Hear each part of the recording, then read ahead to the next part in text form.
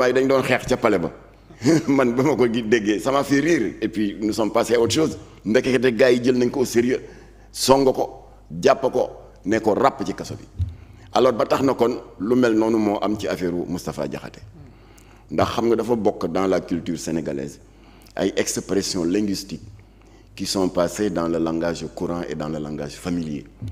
ñun ñii sax troisième âge yi wala deuxième âge yi paa yi wala demi paa yi suñu grand place yi très souvent nga am kooku ji gis ci grand place bi ñu ne lan la ñu ne dañ ko may jabar dañ ko may ñaareel wala dañ ko may ñetteel xëy na day céetal kooku bu dellu see ci grand place bi mais très souvent gars yi naan ko waaye yow da nga dugg ci ñetti jabar mu ne waaw ñu ne ko yow day alku nga c'est familier yow day sànku nga kon expression la buy wane ne def nga un plongeon dans l'inconnu loo tax nag procès bi wane na ces insuffisances là ils ont consacré 90% du temps dans une querelle sémantique di bëgg a traduire ci nasaraan baatu alku c'est impossible parce que kooku c'est une expression idiomatique comme ni ñu koy waxee dans notre culture linguistique c'est passé dans le langage courant ci loolu la ñu jàppee Moustapha Diakhaté song ko tuumaal ko ba pare nag on a voulu l'humilier parce que nañ ko waaw bon xanaa léegi tu regrettes ou autre mu ne regretté wu ma dara tooñu ma kenn saagu ma kenn boo leen ma bëggee tëj rek na ngeen ma tëj alors finalement ñu daal di ko infliger 2 mois de prison ferme une peine que nous estimons trop lourde parce que ci nguuru Macky Sall lii ñu tuumaal tey Moustapha Diakhaté ne dafa insulter une communauté amoon na benn responsable religieux bu loolu daloon que je salue au passage mu di góor gi Galago Ka wala Ba dafa waxoon ni ci benn xutba waaw ñun 95% de musulmans yi suñu sàggante la bu dëkk bi amee ay yu bon yu fiy dox yu demee ni naan sàngara si ngóor jigéen gi dégg nga daal di ko askanale yeneen 5% yi une partie de la communauté chrétienne s'est sentie offensée et ils ont le droit daal di ko porter plainte tribunal jox leen dëgg ñoom catholiques yi mais dañu infliger à Galago imam Galago une sanction financière symbolique de 100 000 francs après ñu bàyyi ko mu ñibbi kon Moustapha Diakhaté symboliquement mënoon alors Galago dootu ko defaat parce que xam naa moom du yàqkat du tooñkat waaye xëy na amul woon xalaatul woon ne wax ji dina am boobu porté. Imam Galajoka alors Moustapha Diakhaté la même chose mënoon nañ ko infliger une sanction financière symbolique mu jeex mais privé ko de sa liberté pendant 2 mois ci loo xam ne même ñoom amoon nañu jafe-jafe pour atte ko parce que juboo amul woon sur le sens de alko ñii naan non mooy maudire ñii naan mooy laa nasaraan daal yàq nañu ndax dañu bëgg léegi lu ñuy defatere di ko dëppale ak gis-gis ak compréhension bi ci tubaab bi am te loolu ci bokk na ci li tardé réew mi mu ngi nii tey feeñ na ci justice bi on a privé un citoyen brave un grand compatriote boo xam ne depuis 50 ans mu ngi xeex depuis bi Abdoulaye Wade sosé partem ba léegi en 74 te mosul teggi tànk benn yoon un homme de principe et intransigeant ñu nar ko xañ njabootam xañ ko ses activités pendant 2 mois alors Jamra considère que la sanction est trop lourde Jamra considère que le tribunal a eu la main trop lourde te mënoon nañ bañ a egg ci foofu kon nag ñu ngi ñaanal Moustapha Diakhaté yàlla woyofal ko nattu bi. décidé na interjeter appel. donc te nee na sax day def appel ñu ngi ñaan nag ñi yore dossier bi ak ña nga xam ne ñooy nekk les récipiendaires du document d'appel ñu jéem a delloo ci xel yi waaw nañu yaatal dënn yi xam ne fii Sénégal la du France nous avons nos réalités nous avons nos expressions et bu ko defee baaxoon na ñu delluwaat ci bienséance républicaine ba ñu daan seetlu ci bras de fer Abdou Diouf Abdoulaye Wade c'était sympathique léeg-léeg et même bien avant Senghor naan yéen a ngi juum de laay njombar bii boo leen jëlee réew mi dénk ko ab noppam yu guddi yi ñii naan ko boppam bi set wicc nga xam ne attanul sax karaw bopp bu attanul karaw nooy attane réew mais ça faisait rire tout le monde et on le laissait passer voilà nañu delluwaat ci yooyu valeur yaatal dënn yi te moytu nag la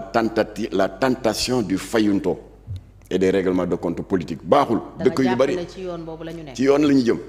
Ah ouais. Voilà parce que dëgg la Moustapha Diakhaté a eu des propos très durs et violents envers le PASTEF que moi je ne partage pas parce que mën na défendre ses points de vue sans aller jusqu'à diw dañ ko war a tëj diñ ko war a loolu man mosuma si d'accord. Voilà nañu moytu nag di dugg dans cet engrenage là parce que di nga xam fu muy tàmbali te doo xam fu mu jeexee. soo nee fayantoo est-ce que mun nañ ci comprendre ne ba tey le pouvoir exécutif mi ngi am une mainmise sur la justice. du Sonko moo def déclaration mais man je suis le premier ministre. am naa sañ-sañu daal di jël le cas de Déthié am naa sañ-sañu wax le grand patron de la justice muy le ministre de la justice ne ko Déthié mii nañ defanteeg moom nangam. kooku daal di jël dogal boobule répercuté ko auprès du procureur joxe ndigal ñu jàpp ko moo ko wax voilà kon nag on n'a pas une justice libre à 100%. Tout le monde le sait c'est le parquet qui donne des ordres et le parquet reçoit des ordres du ministère de la justice. Le ministre des ordres de la justice reçoit comme ni ko Sonko waxee ci boppam des ordres du premier ministre. Voilà il faut pas jouer avec sañ-sañ boo xam ne yàlla moo koy joxe. Mais daf la ko dénk pour un temps donné Senghor en sait quelque chose ba muy dem yóbbaalewu ko fii la ko bàyyi Ablaye Wade ñëw kazalika Macky Sall ñoom ñoo fi nekk tey comme que nee nañ dañuy jubbanti rupture ba ñuy wax nañ ko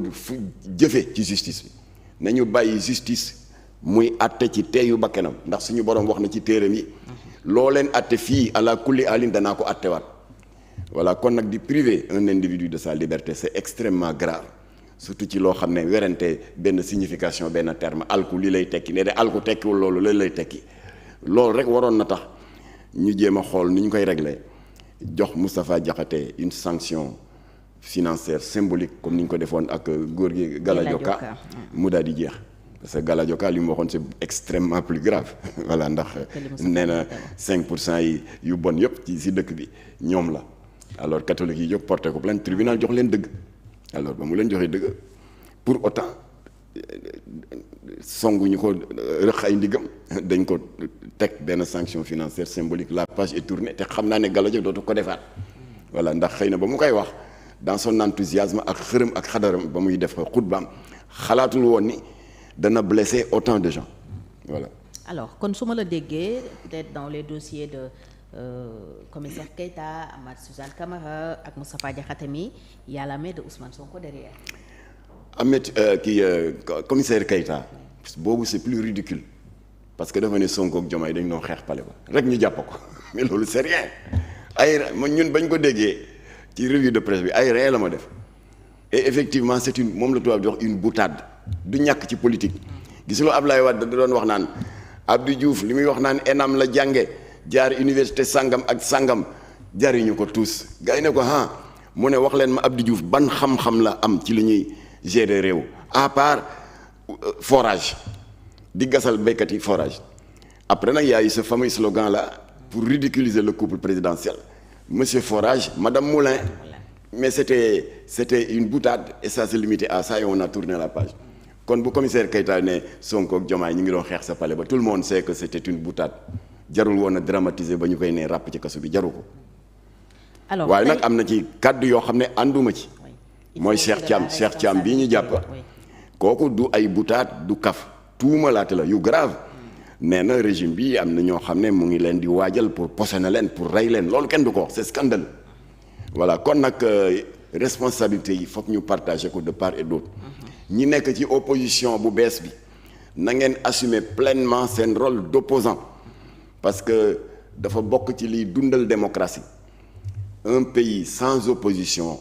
démocratie ba day dee te dans un pays bu démocratie ba deewee c'est l'anarchie c'est la dictature c'est la tyrannie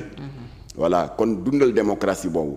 pouvoir am na ci responsabilité opposition am na ci responsabilité waaye lépp na ñu teg ko ci baat boobu tubaab naan il faut savoir raison garder am na wax yoo xam ne waxuwul kenn du ko wax voilà ñëlay tamit am na wax yu sew yoo xam ne butaat la rek ñu dégg nga bàyyi mu jàll wala ñu woo ki ko wax pour lui remonter les bretelles comme ni ko tubaab di waxee. mais dans tous les cas nañu yaatal dënn yi. aussi bien pouvoir que opposition. am esprit de fair play républicain et am tamit esprit de tolérance. voilà depuis le début noonu la démocratie sénégalaise di avancer ba ñu ngi ñuy citer en exemple partout dans le monde surtout dans un continent africain régulièrement secoué et ensanglanté par des rivalités politiques, par des rivalités ethniques et l'intolérance religieuse. Alors yàlla musal nañu mucc nañ ci na ku nekk téye sa responsabilité pour loolu ñu continuer ko sàmm Sénégal continuer du mucc. voilà parce que fi mu ne dañu muccandi mais il y a beaucoup de pays africains tàkk na ci wàllu xat xol ak intolérance suñu mbokk centrafricain ñu ngi leen di ñaanal yàlla féexal leen waaye ñoom tamit gis nga entre les Séléka d'obédience islamique et les anti-Balaka la mouvance chrétienne et animiste depuis 12 ans guerre boo xam ne kenn xamul ñaata centaine de morts